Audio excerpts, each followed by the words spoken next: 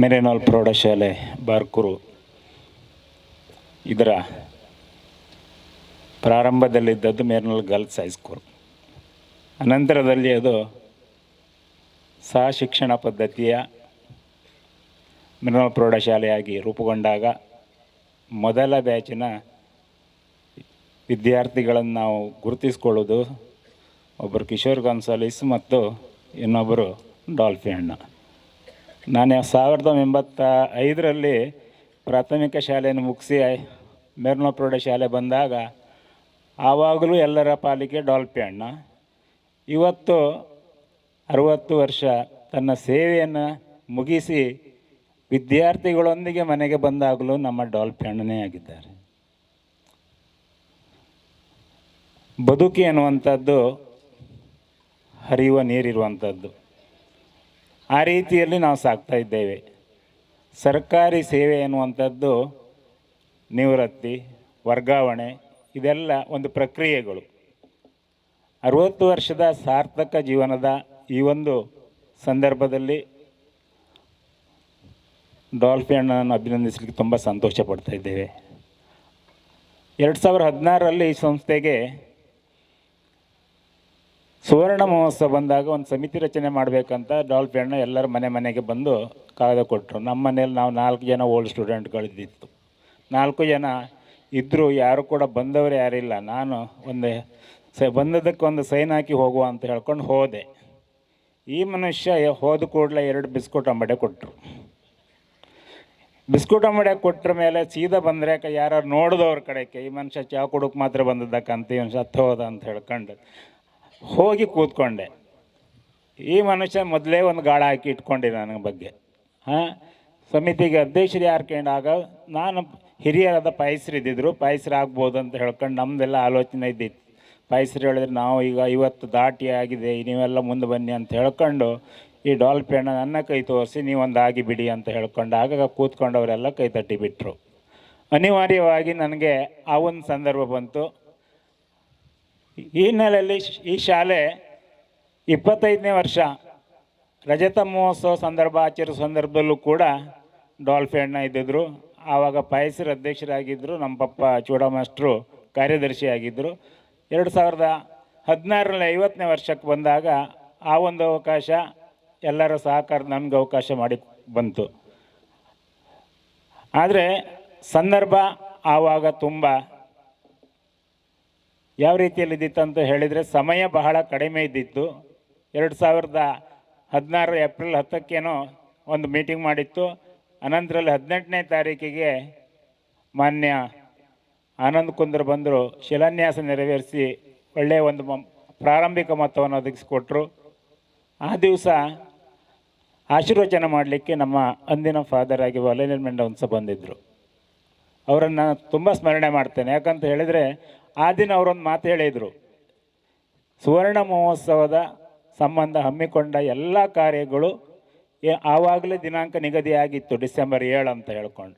ಅಷ್ಟರ ಒಳಗೆ ದೇವರ ಅನುಗ್ರಹದಿಂದ ಒಳ್ಳೆಯ ರೀತಿಯಾಗಿ ಪೂರ್ತಿಯಾಗಿ ನೆರವೇರಲಿ ಅಂತ ಹೇಳ್ಕೊಂಡು ದೇವರಲ್ಲಿ ಪ್ರಾರ್ಥನೆ ಮಾಡಿ ಆಶೀರ್ವಾದ ಏನು ಮಾಡಿದ್ದಾರೆ ನೋಡಿ, ಅದು ಡಿಸೆಂಬರ್ 1ನೇ ತಾರೀಕೊಳಗೆ ನಮ್ಮೆಲ್ಲ ಕೆಲಸಗಳು ಪೂರ್ತಿಯಾಗಿತ್ತು. ಅದರ ಹಿಂದೆ ಓಡಾಡಿದಂಥ ವ್ಯಕ್ತಿಗಳು ಮುಖ್ಯವಾಗಿ ಡಾಲ್ಫಿ ಅಣ್ಣ, ಅವ್ರ ಜೊತೆಯಲ್ಲಿ ಕಿಶೋರ್ ಗಾನ್ಸಾಲಿಸ್, ಪ್ರವೀಣ್, ಇವರು 3 ಜನ ಸೇರಿಕೊಂಡು ಉಳಿದವರನ್ನೆಲ್ಲ ಸೇರಿಕೊಂಡು ತಂಡ ನೋಡಿ. ನಾವೊಂದು 30 ಲಕ್ಷದ ಬಜೆಟ್ ಇಟ್ಕೊಂಡಿತ್ತು. ಆ 30 ಲಕ್ಷದ ಬಜೆಟ್ ಏನುಂಟು ಆ ಹಣ ಎನ್ನುವಂಥದ್ದು ಶಾಲೆಯ ಹಳೆ ವಿದ್ಯಾರ್ಥಿಗಳಿಂದಲೇ ಸಂಗ್ರಹ ಆಯಿತು. ಅಷ್ಟು ದೊಡ್ಡ ಮೊತ್ತ. ಆ ಮೊತ್ತದಲ್ಲಿ ನಮ್ಮ ಎಲ್ಲ ಕಾರ್ಯಕ್ರಮದ ಖರ್ಚುಗಳು ನಮಗೆ ನಿಭಾಯಿಸಲ್ಪಟ್ಟಿತ್ತು. ಜಿ ಶಂಕರ್, ಗೌರವಾನ್ವಿತ ಜಿ ಶಂಕರ್ ಒಳ್ಳೆಯ ಮೊತ್ತವನ್ನು ಕೊಟ್ಟರು. ಹಾಗೆ ಆ ಕಾಲದ ಸಂದರ್ಭದ ಎಲ್ಲ ಜನಪ್ರತಿನಿಧಿಗಳು ಆಸ್ಕರ್ ಫರ್ನಾಂಡಿಸು, ಶೋಭಾ ಕರಂದ್ಲಾಜೆ, ಶ್ರೀನಿವಾಸ್ ಪೂಜಾರು, ಪ್ರತಾಪ್ ಶೆಟ್ಟರು ಅವರ ನಿಧಿಯಿಂದ, ಪ್ರದೇಶಾಭಿವೃದ್ಧಿ ನಿಧಿಯಿಂದ ಹಣ ಕೊಟ್ಟರು. ಇದೆಲ್ಲ ನಮಗೆ 30 ಲಕ್ಷದಲ್ಲಿ ಹಣ ಏನು ಉಂಟು ನೋಡಿ, ಅದೆಲ್ಲ ಶಾಲೆಯ ಸ್ಕೂಲ್ ಡೇ ಇದೆಲ್ಲವೂ ಕೂಡ ಒಳ್ಳೆಯ ರೀತಿ ನಡೆಸಲಿಕ್ಕೆ ಕಾರಣ ಆಯಿತು. ಅನಂತರದಲ್ಲಿ ಉಳಿದ ಹಣ ಏನು ಉಂಟು ನೋಡಿ, ಸರ್ಕಾರದ ಅನುದಾನದಿಂದ ಬಂದ ಹಣ ನೋಡಿ ಸುಮಾರು 11 ಲಕ್ಷ ರೂಪಾಯಿ ಏನು ಉಂಟು ನೋಡಿ, ಅದು ಶಾಲೆಗೆ ಒಂದು ಶಾಶ್ವತ ನಿಧಿಯಾಗಿ ನಾವು ಕೊಟ್ಟು ವಾಪಸ್ ಬಂದೆವು. ಆ ರೀತಿಯಾಗಿ ಒಂದು ಸುವರ್ಣ ಮಹೋತ್ಸವವನ್ನು ಅದ್ದೂರಿಯಾಗಿ ಆಚರಿಸುವಂಥ ಒಂದು ಸುಯೋಗದ ಕಾಲದಲ್ಲಿ ಡಾಲ್ಫಿ ಅಣ್ಣ ನಮ್ಮ ಜೊತೆಯಲ್ಲಿ, ಅವರಿಗೆ ಸಾಮಾನ್ಯವಾಗಿ ಎಲ್ಲರಿಗೂ ಗೊತ್ತಿದೆ, ಎಲ್ಲ ಮನೆಗಳ ಪರಿಚಯ ಇದ್ದಿತ್ತು, ಎಲ್ಲ ಹಳೆ ವಿದ್ಯಾರ್ಥಿಗಳ ಪರಿಚಯ ಇದ್ದಿತ್ತು.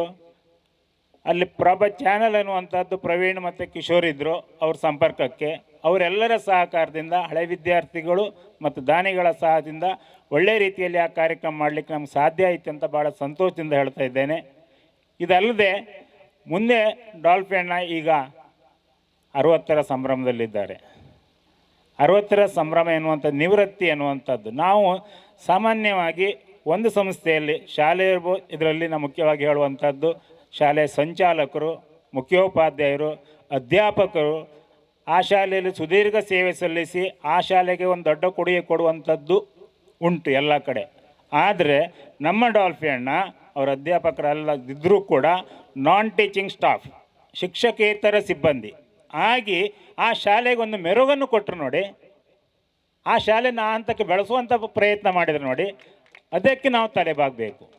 ಆ ಒಂದು ಸಂದರ್ಭದಲ್ಲಿ ಅವರ ಒಂದು ಅಂದಿನಿಂದ ಇಂದಿನವರೆಗೆ ಡಾಲ್ಫಿ ಅಣ್ಣ ಎನ್ನುವಂಥ ಪ್ರೀತಿ ಎಲ್ಲೆಲ್ಲೋ ಇದ್ದಾರೆ ವಿದ್ಯಾರ್ಥಿಗಳು, ಅವ್ರ ಜೊತೆಯಲ್ಲಿ ಇದ್ದವರು ಕಲಿತವರು ಎಲ್ಲೆಲ್ಲೋ ಇದ್ದರೂ ಕೂಡ ಅಂದು ಅವರು ಪ್ರವೀಣು ಇವರು ಯಾರೆಲ್ಲ ಕಿಶೋರ ಯಾರೆಲ್ಲ ಇದ್ದಾರೆ ಸಂಪರ್ಕದಿಂದ ಶಾಲೆಯನ್ನು ಬೆಳೆಸುವಂಥ ಒಂದು ಕೆಲಸ ಆಗಿದೆ ನೋಡಿ. ಅದಕ್ಕೆ ನಾವು ಅವರಿಗೆ ಅಭಿನಂದನೆ ಹೇಳ್ತಾ, ಸುಮಾರು ಈಗಾಗಲೇ ಕಿಶೋರ್ ಹೇಳಿದ ಹಾಗೆ ನಾಟಕಕಾರರು ಹೌದು, ರಂಗ ನಟರು ಹೌದು, ಬೇರೆ ಬೇರೆ ಫೀಲ್ಡ್ನಲ್ಲಿ ಕಾರ್ಯನಿರ್ವಹಿಸಿದವರು ಅವರು. ಮೇರ್ನೋಲ್ ಪ್ರೈಮರಿ ಶಾಲೆಯಲ್ಲಿ ಸ್ಕೂಲ್ ಡೇಗೆ ನಾಟಕ ಏನು ಉಂಟಂದರೆ ನಮ್ಮ ಪಪ್ಪ ಟ್ರಯಲ್ ಕೊಡಲಿಕ್ಕೆ, ಇವರು ಅಲ್ಲಿ ಮಕ್ಕಳಿಗೆ ಪ್ರಾಕ್ಟೀಸಿಗೆ ಮಕ್ಕಳಿಗೆ ಸಹಾಯ ಮಾಡಲಿಕ್ಕೆ, ಆ ರೀತಿಯಲ್ಲಿ ಶಾಲೆಯ ಪ್ರತಿಯೊಂದು ಸ್ಕೂಲ್ ಡೇಯಲ್ಲಿ ಪ್ರಾರಂಭದಿಂದ ಕೊನೆಯವರೆಗೆ ಇವರೇ ವೇದಿಕೆಯನ್ನು ನಿರ್ವಹಿಸ್ತಾ ಇದ್ರು, ಮತ್ತು ಯಾರೂ ಇಲ್ಲ. ಡಾಲ್ಫಿ ಅಣ್ಣ ಅವರೊಟ್ಟಿಗೆ ಕೆಲವರೆಲ್ಲ ಸೇರಿಕೊಂಡು ಆ ಜವಾಬ್ದಾರಿಯನ್ನು ಇವ್ರಿಗೆ ಕೊಟ್ಟದ ಜೊತೆಯಲ್ಲಿ ಕೆಲವು ಕೈ ಜೋಡಿಸ್ತಾ ಇತ್ತು. ಇನ್ನು ನಿವೃತ್ತಿ ಅನ್ನುವಂಥ ಡಾಲ್ಫಿ ಅಣ್ಣ ನೀವು ತಲೆ ಬಿಸಿ ಮಾಡ್ಕೊಳ್ಬೇಡಿ. ನಿವೃತ್ತಿ ಅನ್ನುವಂಥದ್ದು ಎಲ್ಲರಿಗೂ ಕೂಡ ಇರುವಂಥದ್ದು. ನಾನು ಕೂಡ ಇನ್ನೊಂದು 5-6 ವರ್ಷದಲ್ಲಿ ನಾನು ಕೂಡ ಬರಬೇಕು. 39 ವರ್ಷಗಳ ಸುದೀರ್ಘವಾದ ಸೇವೆ. ನೀವೆಲ್ಲರೂ ಕೂಡ ನಮ್ಮ ತಂದೆ ಸ್ಟೂಡೆಂಟ್, ಸುಮಾರು ಅವರು ಕೂಡ ಆ ಶಾಲೆಯಲ್ಲಿ 1963ರಿಂದ 2003ವರೆಗೆ 40 ವರ್ಷದ ಸೇವೆ ಮಾಡಿದರು, ನಿವೃತ್ತರಾದರು. ಆದರೆ ಅವರಿಗೂ ನಿಮಗೊಂದು ಸಾಮಾನ್ಯವಾಗಿ ಇರುವಂಥದ್ದು ಅಂತ ಹೇಳಿದರೆ, ಮನೆಯ ಕೂಗಳತೆಯಲ್ಲಿ ಶಾಲೆ ಇದ್ದಿತ್ತು. ಅವರು 8:30 ಗಂಟೆ ಶಾಲೆಯಲ್ಲಿ ಇರ್ತಿದ್ದರು, ನೀವು ಅದಕ್ಕಿಂತ ಮುಂಚೆ ಶಾಲೆಯಲ್ಲಿ ಇರ್ತಿದ್ದೀರಿ. ಆ 40 ವರ್ಷಗಳ ಸುದೀರ್ಘವಾದಂಥ ಈ ಒಂದು ಪಯಣದಲ್ಲಿ ನಿಮ್ಮ ಬದುಕು ಇನ್ನು ಮುಂದೆಯೂ ಕೂಡ ನೀವು ಶಾಲೆಗೆ ಸಲ್ಲಿಸಿದ ಸೇವೆಯಿಂದಾಗಿ ಆ ಬದುಕು ಎನ್ನುವಂಥದ್ದು ಒಳ್ಳೆ ರೀತಿಯಲ್ಲಿ ಮುಂದುವರಿಬೇಕು. ಅದಕ್ಕೆಲ್ಲರ ದೇವರುಗಳು ಈ ಕಾರ್ಯಕ್ರಮಕ್ಕೆ ನೋಡಿ 3 ಜನ ಧರ್ಮಗುರುಗಳು ಬಂದಿದ್ದರು, ಭಾಳ ಸಂತೋಷ ಆಯಿತು. ನಮ್ಮಕ್ಕಿಂತ ಕಿರಿಯರ್ ಆಗಿದ್ದರೂ ಕೂಡ ಪೂಜ್ಯ father Vishal ಒಬ್ಬವರು, Reginald Pinto's father ಅವರು, ನಾನಲ್ಲಿ ಆ ಶಾಲೆಯಲ್ಲಿ 3 ವರ್ಷ ಇರುವಾಗ ಅವರು ದೊತ್ತೋರ್ನಿ ಕ್ಲಾಸ್ ಮಾಡಲಿಕ್ಕೆ ಬರ್ತಾಯಿದ್ರು. ಇನ್ನೊಂದು ಹೇಳಬೇಕು, ಡಾಲ್ಫಿ ಅವರಿಗೆ ಅವರು ಯೋಗದಲ್ಲಿ ತರಬೇತಿಯನ್ನು ಪಡ್ಕೊಂಡು ನನಗೆ ಹೋಗ್ಲಿಕ್ಕೆ ಪ್ರೇರಣೆ ಕೊಟ್ಟರು. ಇವತ್ತು ನಾನು ಸ್ವಲ್ಪ 4 ಜನರಲ್ಲಿ ಯೋಗ ಮಾಸ್ಟ್ರು ಅಂತ ಹೇಳ್ಕೊಂಡು ಗುರುತಿಸಲಿಕ್ಕೆ ಕಾರಣ ಆಗಿರುವಂಥದ್ದು ಏನು ಶ್ರೇಯಸ್ಸು ಉಂಟದು ಡಾಲ್ಫಿ ಅಣ್ಣನಿಗೆ ಸಲ್ಲಬೇಕು. ಅವರ ಒಂದು ಸೇವೆಗೆ ಅವ್ರ ಖಾಲಿ ಒಂದು ಸಮುದಾಯ ಸಂಬಂಧ ಈ ರೀತಿಯಲ್ಲಿ ಇರಲಿಲ್ಲ. ಎಲ್ಲ ಸಮುದಾಯದ ಬಾರ್ಕು ನಮ್ಗೆ ಎಲ್ಲರಿಗೂ ಗೊತ್ತಿದೆ. ಎಲ್ಲ ಧರ್ಮಗಳ ಎಲ್ಲ ಜಾತಿಗಳ ತವರೂರಿದ್ದಾಗೆ ಮೂಲ ಕ್ಷೇತ್ರ, ಅವರು ಎಲ್ಲ ಕಾರ್ಯಕ್ರಮಗಳಲ್ಲೂ ಭಾಗವಹಿಸ್ತಾಯಿದ್ರು. ಕೊನೆಯದಾಗಿ ಹೇಳುವಂಥದ್ದು, ವೇದಿಕೆಯಲ್ಲಿ ಮಹಾತಾಯಿ ಇದ್ದಾರೆ. ಈ ಮಹಾತಾಯಿ ಬಾರ್ಕೂರು ಮೇರ್ನೋಲ್ ಶಾಲೆಗೆ ಎಂತಹ ಒಂದು ಸುಪುತ್ರನನ್ನು ಕೊಟ್ಟರಲ್ಲ. ಆ ಕುಟುಂಬ ಮತ್ತು ಅವರ ತಾಯಿಯವರಿಗೆ ನಮ್ಮ ಸಾಷ್ಟಾಂಗ ನಮನನ್ನು ಸಲ್ಲಿಸ್ತಾ, ಈ ದಿನದ ಕಾರ್ಯಕ್ರಮದಲ್ಲಿ ಹೆಚ್ಚು ಮಾತಾಡಲಿಕ್ಕೆ ಸಮಯ ಅವಕಾಶ ಇಲ್ಲ. ನಮ್ಮ ಜೊತೆ ಎದುರಿನಲ್ಲಿ ನಮ್ಮ ಬಿ ಒ ಮೇಡಮ್ ಕೂಡ ಇದ್ದಾರೆ. ಚೌಕಟ್ಟಿನಲ್ಲಿ ಮಾತನಾಡಿಕೊಂಡು ಅವಕಾಶಕ್ಕಾಗಿ ಹೊಂದುತ್ತಾ, ಮುಂದಿನ ದಿನಗಳಲ್ಲಿ ನಿಮ್ಮೊಂದಿಗೆ ನಾವೆಲ್ಲರೂ ಇವತ್ತೇನು ಬಂದಿದ್ದೇವೆ ನಿಮ್ಮ ಜೊತೆಯಲ್ಲಿ. ನೀವು ಆಗ ಹೇಳಿದಾಗೆ ಫಾದರ್ ಹೇಳಿದಾಗ ಫ್ರೀ ಬರ್ಡ್ ಇನ್ನು ಎಲ್ಲ ಚಟುವಟಿಕೆಯಲ್ಲಿ ಮುಂಚೂಣಿಯಲ್ಲಿದ್ದರೆ ನಿಮ್ಮ ಜೊತೆ ನಾವು ಕೂಡ ಕೈ ಜೋಡಿಸ್ತೇವೆ. ಮೆರಿನೋಲ್ ಎನ್ನುವಂಥ ಹೆಸರನ್ನು ಇನ್ನೂ ಉತ್ತುಂಗಕ್ಕೆ ಕೊಂಡೊಯ್ಯುವ. ಈಗಾಗಲೇ ಅಲ್ಲಿ ಉಷಾ ಅವರು ನಮ್ಮ ಕ್ಲಾಸ್ಮೇಟ್ ಬಂದರು, ಅವ್ರು ಹೇಳಿ ಅವರೊಂದು ಕೆಲಸ ಮಾಡಿದರು. ನಾವು ಸುಮಾರು ಆ ಬ್ಯಾಚ್ನಲ್ಲಿ 45 ಜನ ಇದ್ದಿತ್ತು 87ನೇ ಇಸ್ವಿಯಲ್ಲಿ. ಅವರ ಮುಂದೆ 30 ಜನರನ್ನ ಒಟ್ಟಾಕಿ ಒಂದು ವಾಟ್ಸಪ್ ಗ್ರೂಪ್ ಮಾಡಿದರು.